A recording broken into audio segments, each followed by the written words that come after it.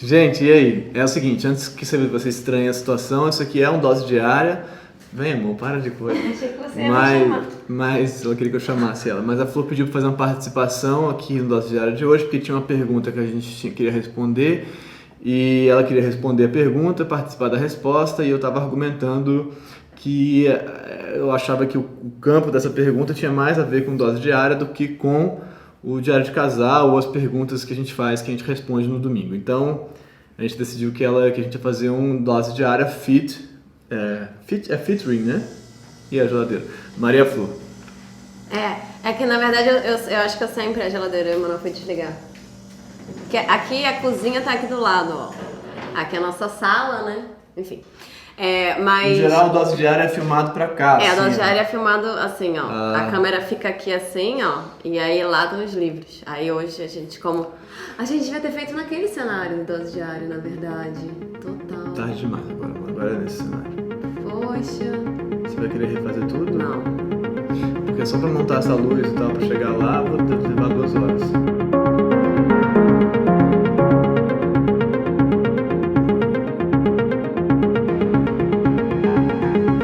A questão é da Rafaela Almeida. Vou ler pra vocês aqui a questão, tá? Eu tenho uma questão que é uma bagunça na minha cabeça. Ultimamente, eu tenho tido muita dificuldade em entender o meu papel no mundo. Me sinto minúscula e não consigo ter motivação em nada que eu faço. Sempre penso, por que eu estou fazendo isso? Por que eu estou estudando? Porque quero faculdade? Por que eu acordo? Por que estamos nesse mundo? A Terra estava numa boa, sem humanidade. Com isso eu me sinto triste, desmotivada para viver, porque nada faz sentido. Pergunta, como vocês vivem numa boa em relação a isso? Se vivem. Entre parênteses, não acredito em Deus, em nada. Só para deixar claro. O parênteses é dela, não o meu. Pode ir lá. Não, primeiro eu queria dizer, Rafaela, que achei a sua pergunta muito, muito legal, assim, muito, muito sensível, sabe? E fiquei muito identificada com a sua pergunta, e por isso também que me deu vontade de vir aqui falar sobre isso, porque eu acho que de algum jeito a gente sempre se sente assim, né? Acho que todo mundo se sente assim em algum momento da vida, ou sempre, ou às vezes, Então, e eu me sinto assim várias vezes, pensando, cara, por que eu tô levantando da cama hoje? Por que eu quero fazer esse trabalho? Por que eu tô escolhendo fazer isso? Escolhendo estar nesse casamento, ou escolhendo ter essa profissão, ou escolhendo ter essa casa e viver do jeito que eu tô vivendo, né? Por que eu tô vivendo do jeito que eu tô vivendo? Mas uma parte que me deixou muito, assim, comovida com o que você fala é essa sensação de se sentir minúscula, né? Eu muitas vezes passo por essa sensação de me sentir pequena diante de tudo que é a vida e de tudo que o mundo impõe pra gente, que a gente tem que cumprir, ser e o jeito que a gente deveria existir. Então eu fiquei... eu imagino que você seja jovem, né? Porque ela fala, por que eu quero faculdade? Ou seja, ela talvez não esteja na faculdade ainda, tá no processo, tem 18, né, anos. Sim. E eu me pergunto também muito se essa não é uma questão da sua geração. Não que isso não possa acontecer com todo mundo, mas eu acho que às vezes esse é um questionamento que vem mais tarde na vida.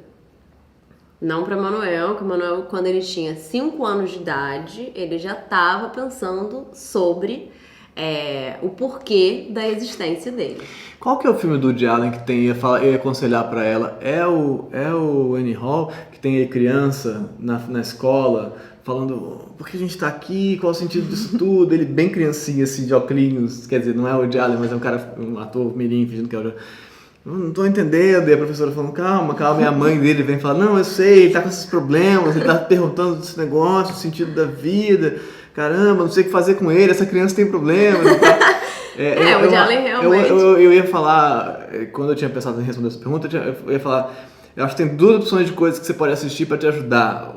O lado bom é o Woody Allen, em quase tudo que ele faz. Eu acho várias coisas do Woody Allen. E o lado ruim é o Lars von Trier, assim, melancolia, essas paradas assim.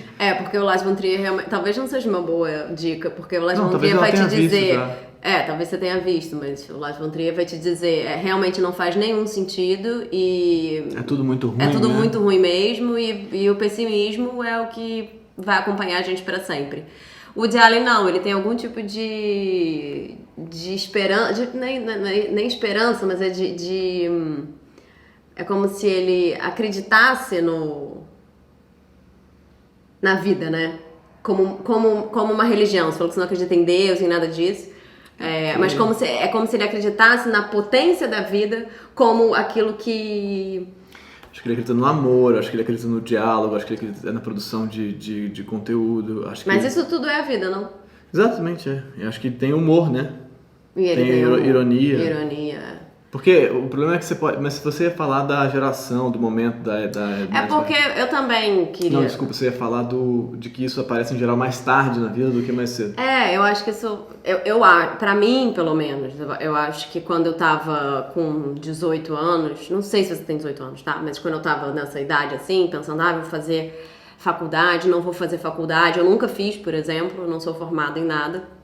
Eu até tentei, mas eu não consegui concluir a universidade, porque... Fez um semestre. Eu fiz um semestre, porque eu já estava trabalhando, eu comecei a trabalhar muito cedo, né, então com 14 anos eu já trabalhava. É importante notar que a sua experiência de juventude e tipo, sair do segundo grau e entrar na vida adulta foi muito fora da curva, né? Foi uma situação muito particular. Exatamente. Você começou a trabalhar e ficou famosa muito cedo, né? Muito cedo. Então, é uma situação que...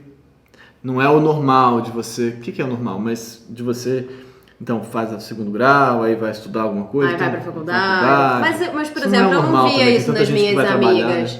Né? Mas então, a gente tá trabalhando já antes Então, a gente grau. tá trabalhando com 14 anos, 15 anos, pra ajudar em casa, entendeu? Porque eu acho que você, às vezes, você tem que ter um espaço também... afetivo, um espaço de reflexão mesmo, que te possibilite pensar essas coisas. Uhum.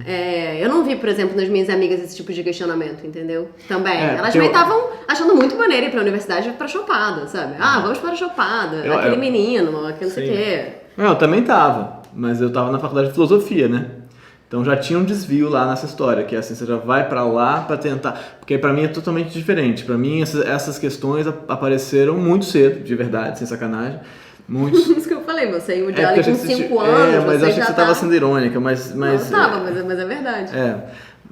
Uma coisa não nega a outra, né? Mas desde muito criancinha, assim como o Martim também agora já tá com 5 anos, ontem falou, mas todo mundo morre, por que é isso? Não é o sentido da vida, mas essas perguntas... Porque a gente poderia travar elas nele, numa criança, e falar, não, peraí, porque assim, vamos brincar, parou. Mas a gente fica lá elaborando. Então acho que fatalmente o Martim vai ser uma pessoa que vai elaborar essas questões ao longo da vida dele. Essas questões existem. O que marca, assim, já falei isso aqui várias vezes no canal, o que marca o humano é a percepção dessas questões. O que marca a humanidade é a percepção dessas questões. A gente é o luto, é o entendimento da morte, é o entendimento da finitude, é a pergunta sobre o sentido da própria vida. Isso é a marca do humano. Isso é a marca do nosso aparelho. É o sapiens sapiens, pensa o próprio pensamento, eu já falei isso várias vezes. Que bonito, amor. Você não vê, ela não vê meus vídeos. Mas... É que eu durmo com ele, pessoal. E acordo também. Então é mais difícil. Mas o problema que eu acho que eu com 14 para 15 anos comecei a fazer análise, porque eu tava tipo, o que eu tô fazendo aqui? Qual é o sentido disso tudo? E aí eu fui para minha analista, e minha primeira analista, e falei, cara, eu não vejo sentido em levantar, eu às vezes não quero sair da cama, eu olho em volta e falo, pra que tudo isso se afinal eu vou morrer? Eu com 14 anos lá. E aí... Como é que é e tal? Aí eu falo, não vejo sentido de comer, por que eu vou comer? Por que eu vou colocar uma coisa pra dentro? Né? Muito neurótico, assim. E aí ela falou, mas você percebe que se você não comer, você morre? Aí eu falei, você percebe que é exatamente disso que eu tô falando? Qual é o sentido de viver? E aí eu larguei essa primeira analista, porque entendi que não ia ser muito proveitosa essa relação. Ela não estava muito bem sacando o que eu estava querendo dizer. Aí fui seguir para a próxima análise. Mas eu acho que o problema maior disso é que a gente não tem amparo para essas questões que vão surgir. Não tem amparo porque a gente descobre o Woody Allen muito tarde, talvez. Ou o Lars von Trier também muito tarde. Porque você pode ver o Lars von Trier e tem uma crítica. O Melancolia, por exemplo, que é o filme que eu estou pensando em relação ao que você está dizendo, que é um filme que, por mais pessimista que seja, a segunda parte do Melancolia está dando um amparo para a melancólica, para a pessoa melancólica, dizendo, cara, talvez o fim do mundo seja um alívio. Isso não deixa de ser um amparo. Não vejo Melancolia pensando bem. Tô brincando. Mas o que eu acho... Eu não tô brincando. Não vejo. O que eu acho que... Mas o Melancolia talvez seja um dos filmes mais otimistas do Lars von Trier, mesmo chamando de Melancolia. O Anticristo é muito pior, entendeu? Pra mim, o Ninfomaníaco é muito pior, o Dançando no Escuro é muito pior, o Dogville é muito pior. Pra mim, o Melancolia tem afeto, pelo menos, assim, acontecendo. Tem amor, tem o amor daquela mulher pela família, tem tudo isso. Bom, mas... Vai. Não, e aí eu acho que o duro pra gente é que esses questionamentos, que são a base do que é a gente, eles não encontram eco, eles não encontram interlocução, eles não encontram lugar para se reverberar e produzir uma coisa. A arte, toda a arte vem dessas perguntas que você está fazendo. Toda a literatura vem dessas perguntas que você está fazendo. Toda a produção de arte mesmo, de pensamento, todo pensamento, toda filosofia vem das perguntas que você está fazendo. O que define a gente como cultura vem dessa angústia que você tem. E é muito triste que a gente cerceie esse acesso das pessoas, como entendeu? Se fosse errado ou como ruim a gente se questionar. Como se fosse sobre a nossa própria existência. Anormal, né? Estranho. Não é anormal. Isso é o que é existir. Existir é se perguntar sobre a própria existência. A existência humana, né? Uhum. O cachorrão ali embaixo não está se perguntando sobre a própria existência. Acho eu, não sei, mas eu acho que não está. Não, amor, se ele tivesse, ele ia estar bem deprimido. Mas então, o que eu tenho para dizer para você é... Vamos lá, vamos perguntar essas coisas. Não negligencie esse campo de angústia em você e dê espaço para ele e se aparamente ou se instrumentalize para lidar com ele. Construa, leia coisas, vai atrás disso, vai ler filosofia, vai ler literatura, né? Vai lidar com a literatura, com as artes. Começa pelo Woody Allen, talvez, que é um jeito bom de lidar com isso. Estou lidando com você como se você fosse uma pessoa jovem que nunca viu essas coisas. Talvez seja uma grande bobagem. Mas esse canal aqui também é isso. Esse canal também é uma tentativa de dizer: é normal se perguntar. Se perguntar pode ser bom. Não saber pode ser bom. Se angustiar pode ser bom. Ser bom no sentido de ser parte do que é a gente. Então... E aí você estava falando que você acha que é uma coisa geracional, né? Que o seu irmão também está nesse momento. Porque eu também vi muito na sua pergunta, meu irmão, e eu acho que meu irmão talvez esteja passando muito por uma coisa que muito parecida com o que você está lidando também, que eu acho que ele também está nessa dificuldade, ele também está se perguntando, mas por que a universidade? Aí ele resolveu que ele queria fazer filosofia, entendeu? E aí, de repente, numa universidade federal, e de repente as universidades federais... talvez elas acabem e talvez a filosofia, a ideia de ensinar isso para as pessoas também acabe. Acho que não, mas... Acho que a filosofia não tem como acabar, mas eu digo, as pessoas estão menosprezando esse tipo de pensamento. E eu acho que a juventude, nesse sentido, ela tem uma vontade de esperança, né? De vamos construir uma coisa, de vamos pra frente, vamos... E aí quando o mundo inteiro te oprime e te diz não, toda a sua esperança ela não vale nada, eu entendo que o sentimento de não faz sentido, pra que eu tô fazendo isso, fique muito mais forte. Ao mesmo tempo, eu acho que ao contrário, eu acho que o fato do mundo tá dizendo pra gente: não, vocês... O mundo está falando da política brasileira, né? Talvez o mundo inteiro, entendeu? Esteja tentando organizar a gente dentro de uma estrutura de dominação do dinheiro, do sucesso, da grana, você tem que funcionar e ser produtivo e trabalhar e ganhar dinheiro e trabalhar e fazer isso da sua vida, sem se questionar, sem perguntar sobre o sentido da sua própria vida. Então parece que o mundo tá falando isso. Não só o Brasil, mas tipo... E aí eu me pergunto se isso também não é uma forma de você também levantar da cama por causa disso. Falar assim, eu não vou ser assim. Eu vou sim questionar as coisas, eu vou sim, como o Emanuel falou, isso faz parte da vida, né? Isso é o que nos define humanos. Então, continuar fazendo isso e romper com essa ideia de que você precisa ser produtivo e trabalhar, e trabalhar, e trabalhar, e trabalhar, e que só isso faz sentido, e que se questionar não faz sentido, e que pensar não faz sentido. Essa ideia eu acho muito assustadora, né?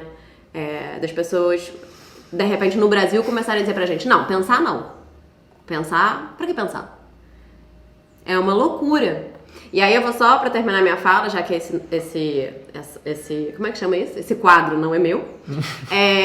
Eu queria indicar, não que eu possa, talvez você já tenha lido, mas acho que foi um livro que me ajudou muito, e me ajudou muito a pensar, que é Cartas a um Jovem Poeta, do Hilke, que é um livro que pra mim...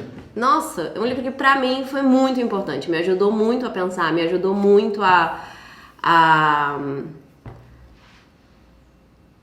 me entender mesmo. E eu acho que talvez faça algum sentido pra você. Só queria... muito bom, achei, amor.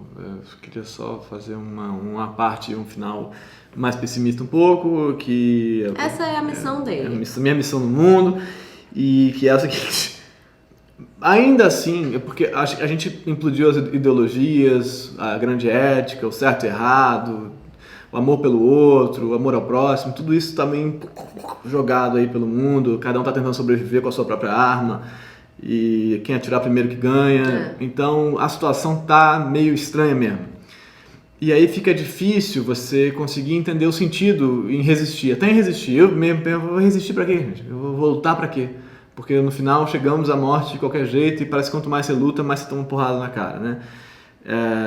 Ainda mais para quem não tem Deus como pano de fundo, assim. Que era uma questão para mim, sempre foi também, de não ter a narrativa religiosa, assim. Que ajuda muita coisa. Ela dá uma... Não é nem como pano de fundo, né? É como como alicerce. Base, né? Como alicerce, Então, eu acho que a tua solução vai ser pensar. Vai ser pensar e se perguntar e ler e isso aí. E você provavelmente não vai se livrar dessas questões, entendeu? Que bom, né? Não, tô só dizendo que você não vai se livrar disso. Você vai aprender a reprocessar isso ao longo da vida, de jeitos diferentes. E isso pode te trazer muitas percepções muito maravilhosas e muito interessantes. Eu fui escrever teatro por conta disso. E por isso escrevi as peças que eu escrevi, sei lá, você fez os filmes que você fez e tal, por conta dessa angústia. Então, e por isso estamos aqui conversando, por conta dessa angústia. Hilke, vou ler o Hilke também, amor. Vamos todos. Tá bom. Você quer desligar ou que eu desligue? Não, desliga você, que é o seu... Tá bom. Gente, tchau.